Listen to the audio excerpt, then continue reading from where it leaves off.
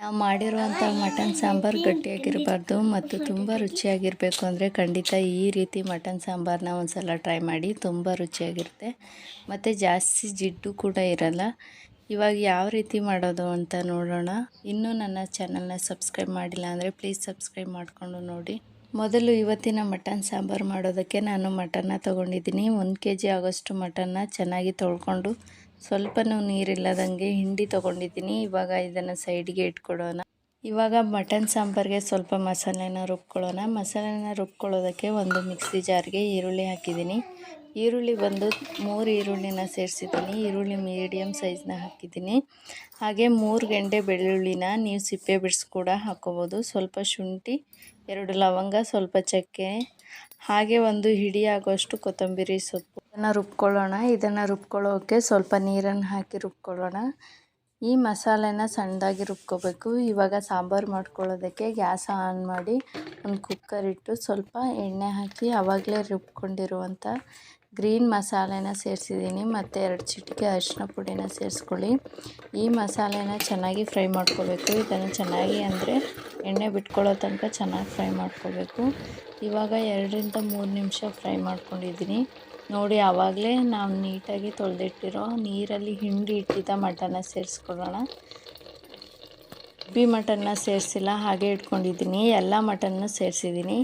ನೀರನ್ನು ಹಿಂಡಿ ಸೇರಿಸ್ಕೊಳ್ಳಿ. ಇವಾಗ ಮಟನ್ ಬೇಯೋದಕ್ಕೆ ಸ್ವಲ್ಪ ಉಪ್ಪನ್ನ ಸೇರಿಸಿದ್ದೀನಿ. ಮಟನ್ನಲ್ಲಿರೋ ನೀರೆಲ್ಲ ಆಚೆ ಬಂದು ಮಟನ್ನಲ್ಲಿರೋ ಮಸಾಲೆ ಎಲ್ಲ ಫುಲ್ಲು ಫ್ರೈ ಆಗಬೇಕು. ಈ ರೀತಿ ಮಾಡೋದ್ರಿಂದ ಮಟನ್ ಮಸಾಲೆಗೆ ಚೆನ್ನಾಗಿ ಹಿಡಿಯುತ್ತೆ. ಒಗ್ಗರಣೆಯಲ್ಲೇ ಇದನ್ನು ಚೆನ್ನಾಗಿ ಬೇಯಿಸ್ಬೇಕು. ನೋಡಿ, ಇವಾಗ ಮಟನ್ ಚೆನ್ನಾಗಿ ಬೆಂದಿದೆ. ಒಗ್ಗರಣೆಯಲ್ಲಿ ಚೆನ್ನಾಗಿ ಬೇಯಿಸಿದ್ರೆ ಸಾಂಬಾರು ತುಂಬ ಚೆನ್ನಾಗಿರುತ್ತೆ. ಇವಾಗ ಸ್ವಲ್ಪ ನೀರು ಸೇರಿಸಿ ಮಟನ್ನ ತಿರುಗಿಸಿ ಇವಾಗ ಕುಕ್ಕರ್ ಮುಚ್ಚಳನ ಹಾಕಿ 3 ವಿಸಲ್ನ ಕೂಗಿಸ್ತಿದ್ದೀನಿ. ಮಟನ್ನಲ್ಲಿ ಚರ್ಬಿ ತುಂಬಾ ಜಾಸ್ತಿ ಇತ್ತು. ಹಾಗಾಗಿ ಆವಾಗಲೇ ಚರ್ಬಿನ ಒಗ್ಗರಣೆಗೆ ಸೇರಿಸ್ತಾನೆ ಎತ್ತಿಟ್ಕೊಂಡಿದ್ನಲ್ಲ, ಅದನ್ನು ಒಂದು ಬಾಣಲಿಗೆ ಹಾಕಿ ಹುರ್ಕೊತಿದ್ದೀನಿ. ಸೊ ಹೀಗೆ ಹುರ್ಕೊಳ್ಳೋದ್ರಿಂದ ಜಾಸ್ತಿ ಜಿಡ್ಡಿನಂಶ ಸಾಂಬಾರಲ್ಲಿ ಇರೋಲ್ಲ. ಇವಾಗ ಸಾಂಬಾರಿಗೆ ಇದನ್ನು ಹುರ್ಕೊಂಡು ಸೇರಿಸ್ತಿದ್ದೀನಿ. ಹೀಗೆ ಹುರಿಯೋದ್ರಿಂದ ಎಣ್ಣೆ ಬಿಟ್ಕೊಳ್ಳುತ್ತೆ. ನೀವು ಬೇಕಾದರೆ ಮೊದಲೇ ಇದನ್ನು ಹುರ್ಕೊಂಡು ಎಣ್ಣೆ ಬಿಟ್ಕೊಂಡಾದ್ಮೇಲೆ ಒಗ್ಗರಣೆಗೆ ಎಣ್ಣೆ ಬದಲು ಹಾಕ್ಕೋಬೋದು. ಇನ್ನೂ ಸ್ವಲ್ಪ ಜನ ಒಗ್ಗರಣೆಗೆ ಎಣ್ಣೆನೇ ಹಾಕೋದಿಲ್ಲ.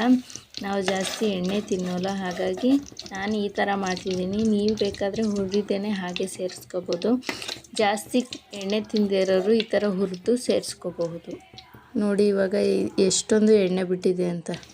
ನಾನು ಇವಾಗ ಇದನ್ನು ಮಟನ್ ಸಾಂಬಾರಿಗೆ ಸೇರಿಸ್ತಿದ್ದೀನಿ. ಮೊದಲೇ ಚೆನ್ನಾಗಿ ಹುರ್ಕೊಂಡ್ರೆ ಜಾಸ್ತಿ ಎಣ್ಣೆ ಬರುತ್ತೆ. ನೋಡಿ ಎಷ್ಟು ಎಣ್ಣೆ ಬಿಟ್ಕೊಂಡಿದೆ ಅಂತ. ಇವಾಗ ಚರ್ಬಿನ ಸೇರಿಸಿದ ಮೇಲೆ ಚೆನ್ನಾಗಿ ಎಲ್ಲನೂ ಮಿಕ್ಸ್ ಮಾಡ್ಕೊತಿದ್ದೀನಿ.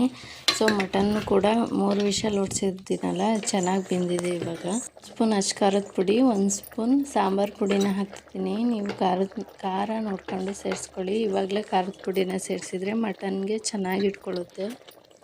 ನೋಡಿ ಇವಾಗ ಬೆಂದಿದೆ. ನೆಕ್ಸ್ಟು ಒಂದು ಜಾರ್ಗೆ ತುರಿದಿರೋ 1 ಕಪ್ ಅಷ್ಟು ಕಾಯಿ ಮತ್ತು ಸ್ವಲ್ಪ ಕಡಲೆನ ಹಾಕಿ ನುಣ್ಣಗೆ ರುಬ್ತಾಯಿದ್ದೀನಿ.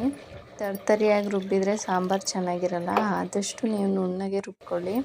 ಕಡಲೆ ಹಾಕಿದ್ರೆ ಸಾಂಬಾರು ಗಟ್ಟಿ ಬರುತ್ತೆ. ಇವಾಗ ರುಬ್ಬಿರೋ ಕಾಯಿನ ಸಾಂಬಾರಿಗೆ ಸೇರಿಸ್ತಿದ್ದೀನಿ. ಸೇರಿಸಿದ ನಂತರ ನನಗೆ ಎಷ್ಟು ಸಾಂಬಾರು ಬೇಕು ನೋಡಿಕೊಂಡು ಅಷ್ಟು ನೀರನ್ನ ಸೇರಿಸ್ತಿದ್ದೀನಿ. ನಿಮಗೂ ಕೂಡ ಎಷ್ಟು ಸಾಂಬಾರು ಬೇಕೋ ನೋಡಿಕೊಂಡು ಅಷ್ಟು ನೀರನ್ನ ಸೇರಿಸಿ.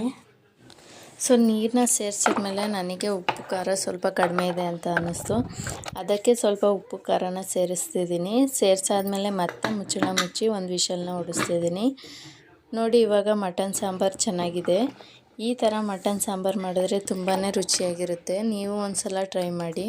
ಈ ರೆಸಿಪಿ ನಿಮಗೆ ಇಷ್ಟವಾಗಿದ್ದರೆ ವಿಡಿಯೋಗೆ ಲೈಕ್ ಮಾಡಿ, ಸಬ್ಸ್ಕ್ರೈಬ್ ಮಾಡಿ ಮತ್ತು ಇನ್ನಷ್ಟು ಸರಳ ಕನ್ನಡ ರೆಸಿಪಿಗಳಿಗಾಗಿ ನಮ್ಮ ಚಾನಲ್ನ ಸಬ್ಸ್ಕ್ರೈಬ್ ಮಾಡ್ಕೊಳ್ಳಿ. ಧನ್ಯವಾದಗಳು.